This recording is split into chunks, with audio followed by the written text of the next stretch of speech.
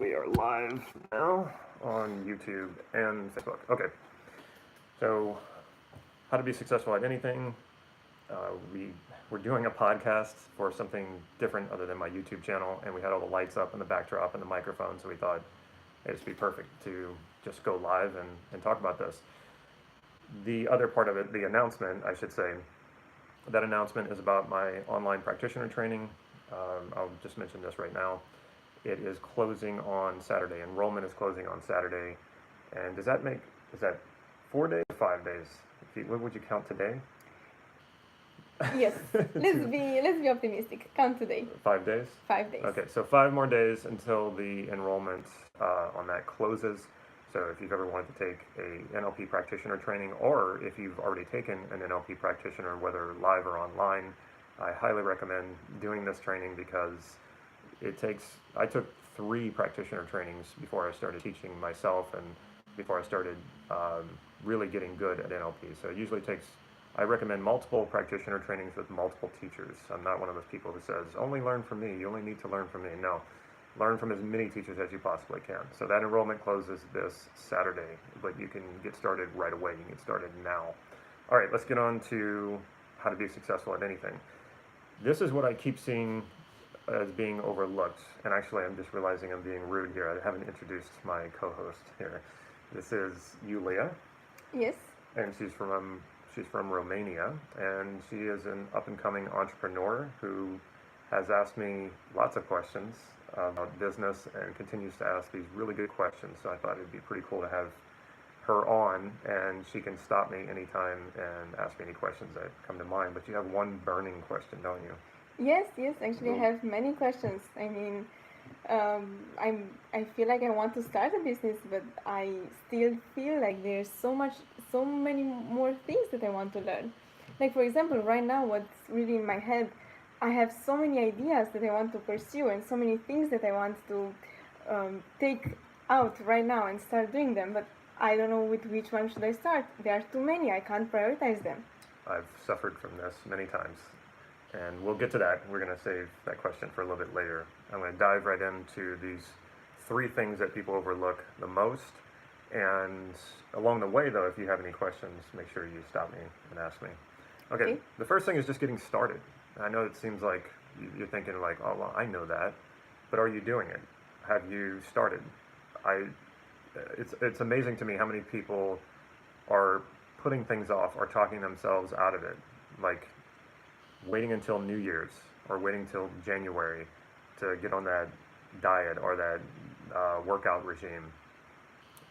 Just get started. If you're not getting started now, then you're not really ready, or you haven't dealt with something. There's something obstructing it, what you're after. So get started, and you don't have to have it all figured out. That's what I hear a lot of people saying. Well, there's this and there's this, or I don't have time, or this or that.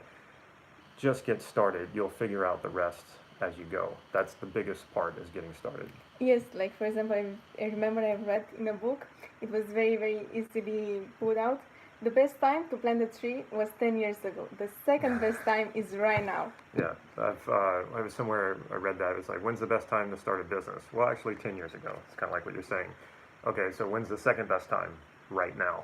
So when is the best time to start learning NLP? 10 years ago. And in my case, it was 6 years ago. So what's the second best? Right now. So anything you're putting off that you've always been saying, well, I'd like to do this, or I'd like to do that, or eventually, if you think about it, if you get started now, where will you be in 10 years? You'll be a lot closer to where you want to be. But if you don't get started right now, in 10 years from now, you're going to be a lot further from where you want to be. So just get started. Now, if you've already started in on something, you might be saying, well, I don't need that piece of advice. I've already started. So where are you at right now? Are you getting what you want? Are you stagnant? Or you just kind of, you tell yourself, oh yeah, I'm doing it, but are you really? So what you might need to do is start something new. You might need to start in line with what you're already doing, but start something new, learn something new, or challenge yourself with something new. So there's always new things to start. Just get started. So that's the first one. Good so far? Yes. Okay. The second thing is just showing up consistently. There's a quote from Woody Allen. he said, and Woody Allen, if you're not really familiar with his work, he puts about a movie every single year. He's one of the most prolific filmmakers, regardless if you like his movies or not. He hasn't stopped working since he was a teenager. He started writing jokes for a newspaper, and he never quit working after that. It went from writing jokes to doing stand-up comedy to writing screenplays to making movies. He has never been unemployed. Why? And one of the things he says is 80% of success is just showing up to work on time. So that's just showing up on time. Imagine just making sure that you show up consistently. And that's really hard to do. I get that if you have a career or you have a job you have to keep showing up to, and there's all these other things that you want, you come home from work and you're like, I don't feel like engaging that other pursuit that I want. It's really tough. Just do what you can. Be consistent about what you do. The great thing about consistently showing up is you can then measure your results. If you're not consistently showing up, it's really hard to measure your results. So even if it's 15 minutes a day, if you're showing up 15 minutes a day, that consistency will get you somewhere. I did a video about this where most people who get into personal development, they have some major breakthrough. Maybe the first time they go to a training, they get all excited and they feel great and they make some major changes. And then the next workshop they want to go to, the next training they want to go to, they have all these high expectations that they're going to have another major breakthrough. And that's basically the reason that they're so motivated to go. And then they go, and it's not the major breakthrough that they were hoping for. So in the beginning of anything, you start off progressing very quickly. And that's anything, especially personal development. What happens later, though, is you get smaller changes. They're not the big breakthroughs. They're the incremental changes. But because they're not as fabulous and as dazzling as those first major breakthroughs that you've had, people have a tendency to kind of write them off and say, oh, well, I'm not getting too much out of this, and they quit. But it's the incremental changes over time that really make the difference. So showing up consistently. Show up consistently to whatever it is that you're working on. Yes, and this is about being disciplined, which I suppose is very, very important in your life, not only in one area that you want to succeed, but with everything you want to do. Just be true to yourself, and when you say you want to do it, just do it. Yeah, a lot of people say to me that I'm very disciplined, and I always find that kind of odd, though. Because I'm like, it doesn't feel like discipline. Some things do, of course, but in general, if there's something you really know that you want, and this is when I answer your question a little bit later, when it really fulfills your values, it's easy to get up and do it every day. And the other thing too is when people talk about discipline and they say, well, I lack the discipline to do that. I lack the discipline and I'm very inconsistent. I hear people say that all the time. And then I ask them, I say, do you brush your teeth every day? Well, of course I do. Do you brush your teeth every morning and every night? Well, of course I do. How do you get the discipline to do that? It's because we don't think of it as discipline. We just do it. Why? Because we want our teeth. We don't want them to rot. We don't want to have bad breath. And we've already established these things. We've established this as a decision. I want strong, healthy teeth that are clean, and I want good breath. And then you stop thinking about it. It's not like you're negotiating this every single time you go to do something. So you just do it, and it's rather unconscious. You can get to that point with any pursuit. You know the values behind it. You know what it fulfills for you. You make that decision. You let the decision go unconscious, and then you're just unconsciously motivated. And so you don't have the noise of your conscious mind getting in the way, saying, maybe I'll just be lazy today and not do it. So discipline shouldn't feel like discipline. If it feels like discipline, you're probably going to quit because it's going to drag you down. It's going to get tiring after a while, and you'll just kind of, not want to do it anymore because it feels like you have to. And if you feel like you have to, you need to, you should to, or you should to, you should, then it's just not. It doesn't feel good. It feels pressured or pushed. But when you want to do something and you make that decision, showing up is easy. I see. So then let's just stay with being consistent, Yeah. following what you want. Exactly. The last one is invest in learning.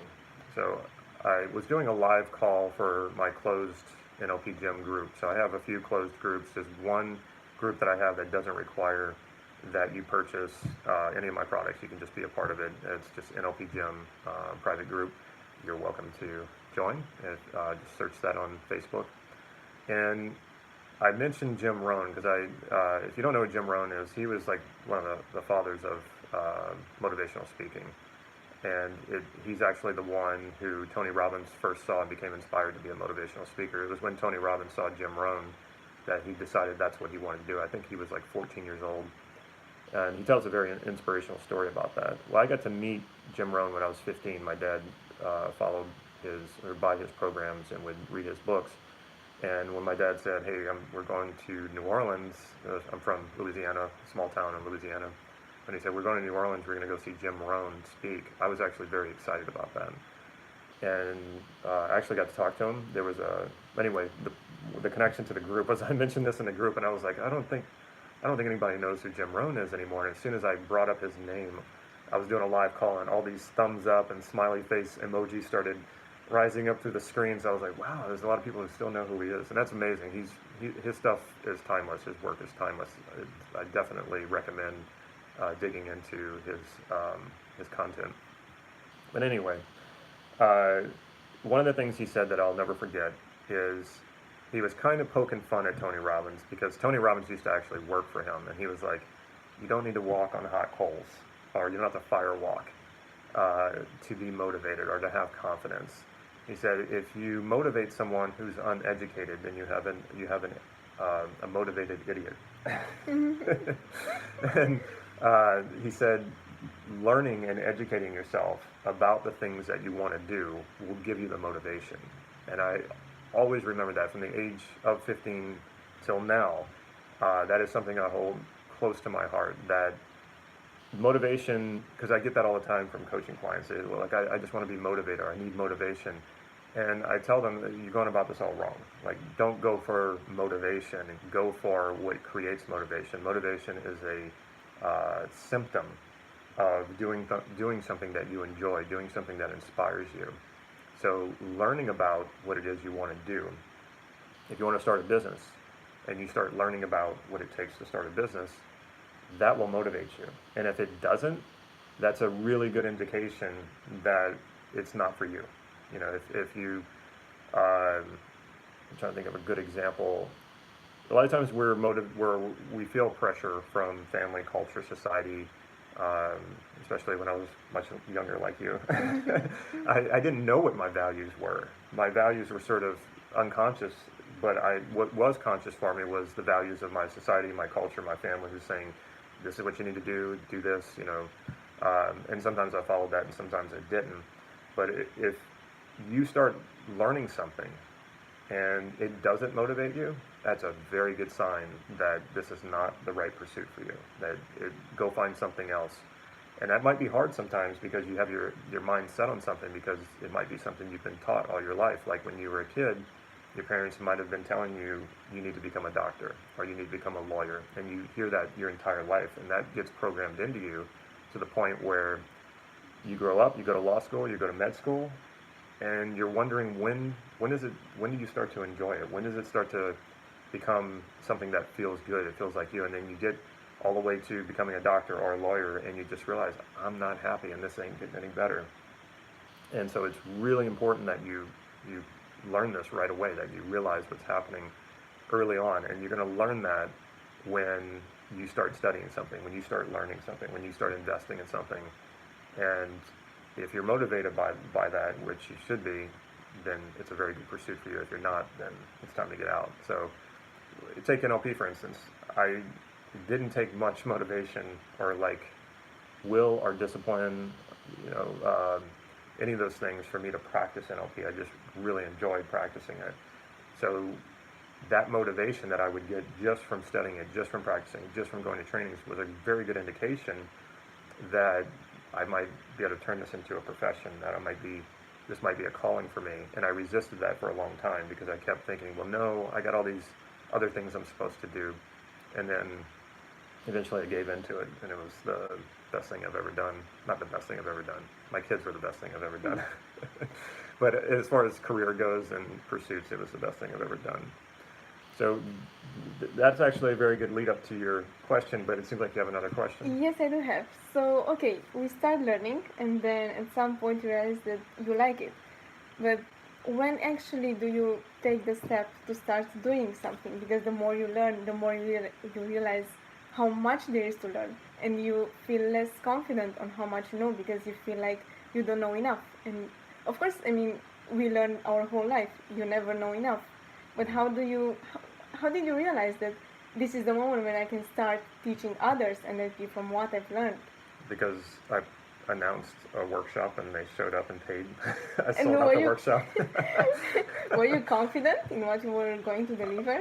Yeah, I was very confident. So when you talk about learning, are you talking about learning like studying books, or are you talking about learning as in experiences and taking action and like hands-on learning?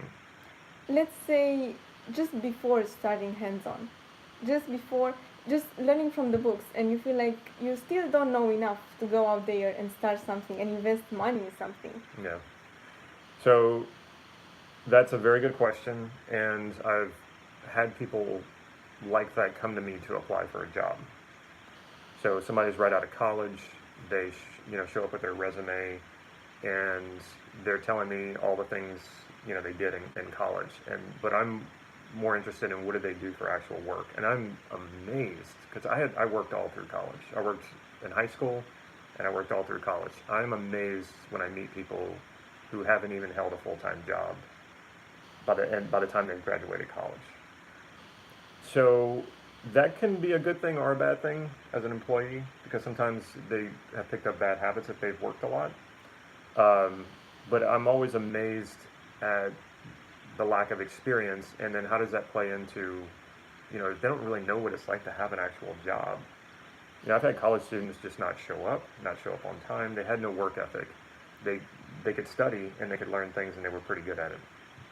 But as far as actual hands-on, let's do this experience, make things happen, they weren't. So I'm not impressed with college degrees. I mean, I've never done an MBA, so I don't know if, I would have to assume that if you've got an MBA, you've had to do some interning, you had to get some real hands-on experience on a business, I would hope. But if it's possible to do an MBA and not have any hands-on experience, no experience working in a business or starting a business, and all of it's in your brain, I would not start a business out of that. Unless it's already sort of happening. Sometimes people are just really good at something and people come to them and say, hey, I will pay you to do this. Okay, now you've got a business. So you can be in business that way. But just all coming from what you've studied and no actual experience and then trying to start a business from that, actually that sounds a lot like me and my first business, which didn't go very well. Mm-hmm. But we were just doing a podcast here. That's why the backdrop looks different, and we're using these microphones and everything. And actually, the podcast is about personal and business development and how they go together. And on the podcast is me and one of my friends, Chris, who is very good at business, very, very good at business. And how he got very good at business is it wasn't he just ran out and started a business. And he doesn't even have an MBA. He started in sales at a car sales lot. So he learned how to do sales. And he didn't have to learn how to do it on his own time. Somebody was paying him to learn how to become a salesman.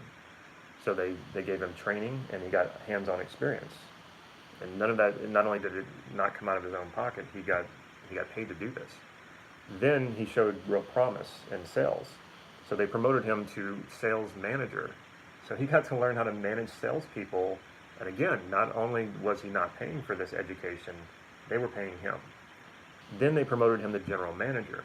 So can you see the levels of experience he got here? Mm-hmm. He got sales experience. He got experience managing salespeople, which is one of the hardest jobs probably in business. And then he was running the entire car lot. So this only happened over a period of like 3 or 4 years. That is an amazing education.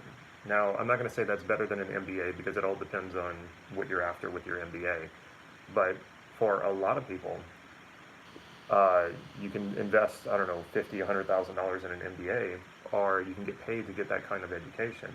So it's no surprise to me, after I learned this about him, because when he first started his business, he started 1 year after me, and he was wildly successful right out of the gate. And I would come to him all the time and say, how are you able to do this? And for him, it was just kind of, he was very nonchalant about it, and it was easy for him. And then as we became friends and I started to get to know him better, I realized what his background was, and it was like, well, no wonder. I came from all theory going into business, and he came from actual experience. Okay, so what we can take from this is like, if I'm heading towards more like an entrepreneur lifestyle, I should rather focus on the hands-on, which is more valued than just learning from Absolutely. the books. And you're about to finish college, right? Yes. Yeah. So I'm not saying that the book learning is not good. I love college. I love learning. I love learning from books too. So that's valid. That's good stuff. At this point, though, if you're ready to start moving into entrepreneurship, yeah, I would say find that person whose business you can work in and get paid to do it and learn while you do it. That's the way to go if you're into business. And if it's not specifically business that you want to get into, but it's another type of career. One thing, and I posted recently a video by Robert Greene, or it was with Robert Greene, the author of the book Mastery and other wonderful books. He said what's often missing in today's workforce is the apprenticeship. And if you can find a way to get into an apprenticeship, that's gold.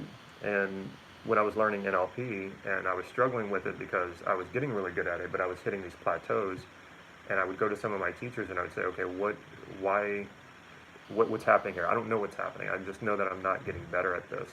How did you do it, or how was this done in the early days of NLP? And a number of teachers told me, well, the apprenticeship. But they also said, I don't have time for you to be my apprentice, which, I'm glad they were honest with me, but it kind of sucked. I was like, oh, okay, that's not good. Just so happened, I've told this story many times, so I'm not going to go into it here, but I ran into Steve Andreas, and to me, he's one of the legends. He's recently passed away, but it just so happened he was retired, and he had time to apprentice me. So I benefited from that. I became an apprentice. It's not an easy thing to do, because it's not like people are putting out ads for, hey, there's an apprenticeship open here. You get internships a lot, but those are different. It's not the same as an apprenticeship. The difference is the apprenticeship, you get to work directly with the master, and the master passes on his or her knowledge. Whereas an internship it's kind of like you start out serving coffee and doing all the things that no one likes to do, and with the hopes of getting some scraps that fall off the table, So, but you're going to get a lot more of the internship than the apprenticeship. All right, let's get to your question. So your question is, you got all these things that you want to learn, and you're like, where do I start? Because I want to do them all. Exactly. I can't decide. I feel like each one of them is a little piece of me that I want to invest my time. But if I put it on paper, how much time would I need every day to focus on that? I think it sums up more than 24 hours. So the math doesn't work here. Well, I think first then you need to figure out how you can get around not sleeping. So this was a common thing that I've run into, and even still sometimes, because I load up my calendar too much, and there's all these things that I want to do. There's all these trainings that I want to create, and even pursuits outside of NLP.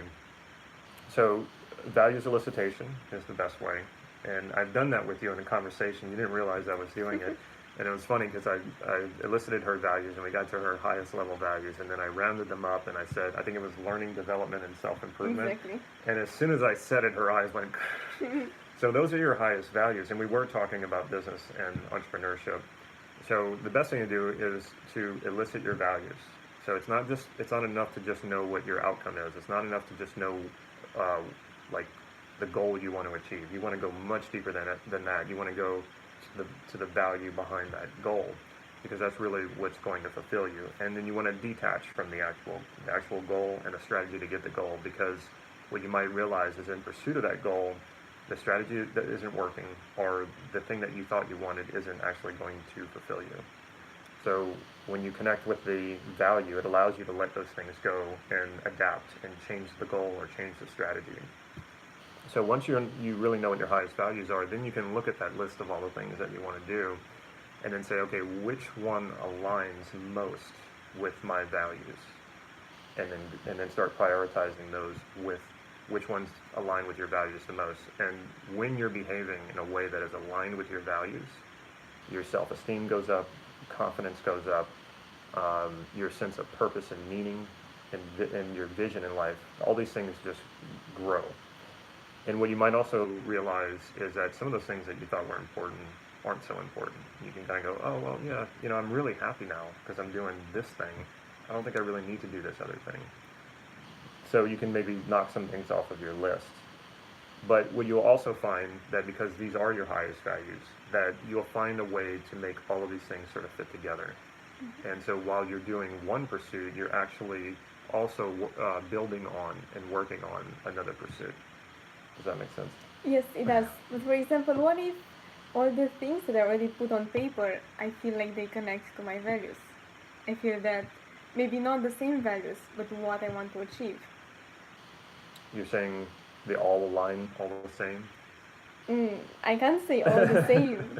They are a bit different, but still. Yeah, they're always going to be different. I feel like each one of them, if I am focusing only on that, I'm like, yes, this is what I do. But then I look on the next one on the list. Oh, but this is also what I want to do. And it keeps going like this. I mean, maybe I can just start with a little of everything and see which one is exactly related to my true values. Yeah, you got to get started. That was the first thing I said. You got to get started. Yes. You got to show up consistently. And that's going to be it. Like, when this is all just in your mind, and it all looks like, shiny diamonds, when you actually get started and you start pursuing it, some are not going to look like diamonds anymore, and some are going to outshine the others. And it's not until you actually start getting into it that you're going to start to see that they'll sort of prioritize themselves. And if you're aware of what your values are, that's going to make all the difference. Like I talked about my first business, when I look at all the things, I didn't know what my highest values were because I didn't know NLP at the time, so I didn't know how to elicit my highest values. But later, when I learned NLP, I elicited my highest values. By the way, this is in the practitioner course. I elicited my highest values, and then I looked at what drove me to do my business. And what I had realized was, so I'll go ahead and tell you what my highest values were in this regard. They can be different from context to context. Freedom, passion, and joy are my highest values. If you want to sell me on something, package it in freedom, passion, and joy, and you have to convince me that what you're selling will give me those things. I'm buying. Like that's how easy it is. What I realized with my business is that it wasn't a business that I was going to be passionate about. I knew that already. It just wasn't a passion for me, and it wasn't something that I was going to experience joy doing. But the reason why I went for it is because I had seen other people do the same business, and they had a lot of freedom, financial freedom and free time. And I thought, oh, okay, well, if I can sell out my other two values, passion and joy, and get freedom, then I'll have the freedom to go pursue passion and the things that make me passionate, or the things that I'm passionate about, the things that I enjoy. Well, when you cut out two of your highest values and you're only riding on one in a business, how successful do you think you're going to be at that business? Well, I can tell you I wasn't very successful. Later, in spite of myself even, I did make the business successful, but not successful in the way that I wanted to make it successful, and it still didn't feel good.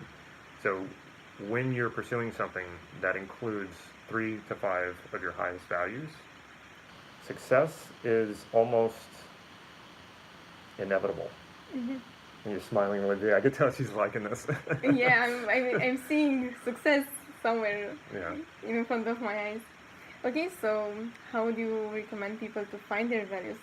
You helped me, you found them from your mentor. Well, you find a very good NLP practitioner. I've done videos on values elicitation. I talk about values elicitation a lot because when you understand what that is, what your values are, and the criteria, which means how you go about experiencing your values, because not everybody fulfills you can have the same values as someone else, but how you achieve those values or how you fulfill those values can be very different. So you need to understand that too. What is it that helps you fulfill those values. But when you're doing that, and you can align your career with that, you can align pretty much your entire life with your highest values, that's happiness, that's joy, that's feeling like you have purpose and meaning in your life. You will have self-esteem, you will have confidence, you will be able to overcome anything. That is pure resilience. So when I'm coaching clients, that's exactly where we start. I say, what do you want?